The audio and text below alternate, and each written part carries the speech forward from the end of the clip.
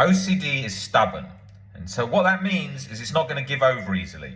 So when you've got a particular thought that's latched on, stuck 24/7 in that grip in your mind like that, don't think that that's just going to release because you tell yourself, oh, thoughts are thoughts. Oh, I don't think it's that big a deal. Because you're trying to kid your brain. It knows you think it's a big deal. If I think, for example, what if I pushed that person and meant it, like in my mind? It didn't even have to be a physical push. It could just be in my mind. What if I went to do that? The intrusive urge sensation, creating that feeling. Or it can do it with false memory real event and say you just nearly did that. If I have no acceptance, complete black and white rigid thinking on myself, which is if I did that, I'm a terrible, awful monster, so to speak.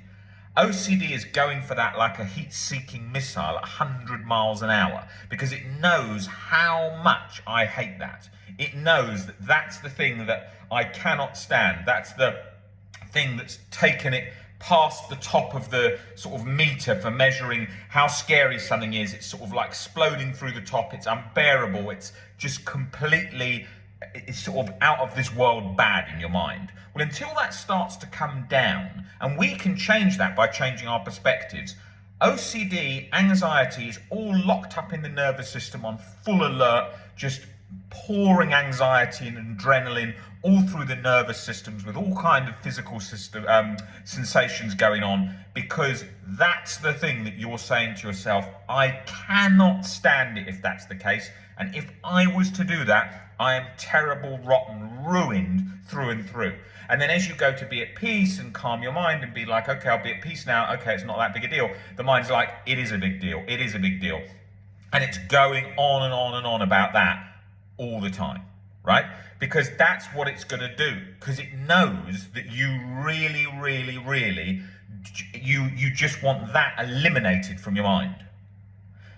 Problem is, when you try to eliminate something from your mind, OCD latches specifically onto that.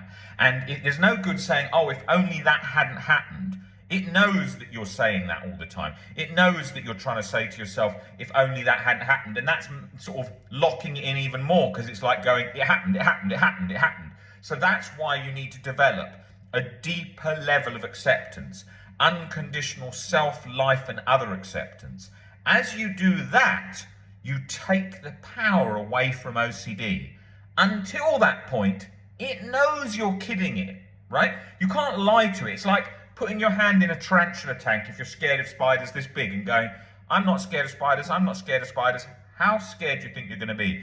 You are going to be absolutely terrified because your nervous system, your behaviors, everything, first it comes from the brain, goes through the belief, then you've got the behavior, the pattern, so that's reinforcing the belief, and then it's leading to anxiety. So if you're putting your hand in there and you know that you're terrified of that and think it's the worst thing ever and the scariest thing, it's just going to turn up and up and up and up and up.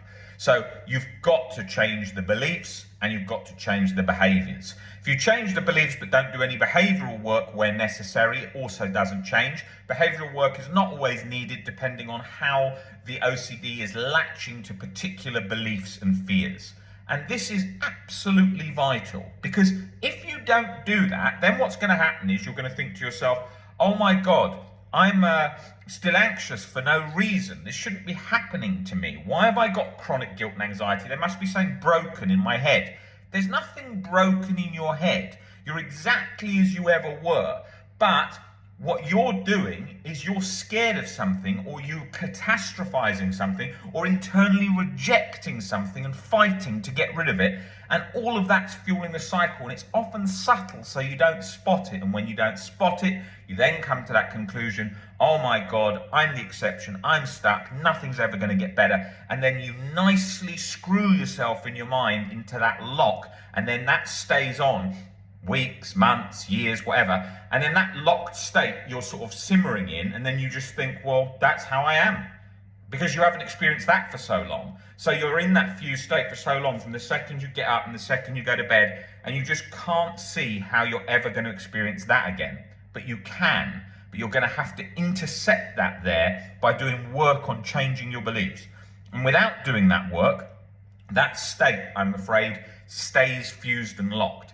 And that's why people then just start to think that something's broken and that's the new baseline state. It isn't. It's just you can't see that fused state has occurred. So once it comes apart, and it sometimes does at times when you're distracted for brief moments, and then you think, and then it goes back, and so you always think that that's the baseline state. It isn't. It just sometimes does a bit of that, but doesn't stay out long term until recovery is embodied, robust recovery is embodied for a long-term state, so that's not just with OCD sort of backing down and laying dormant. You've got to really get under it so that you sort of get that baseline piece to set in long term once again.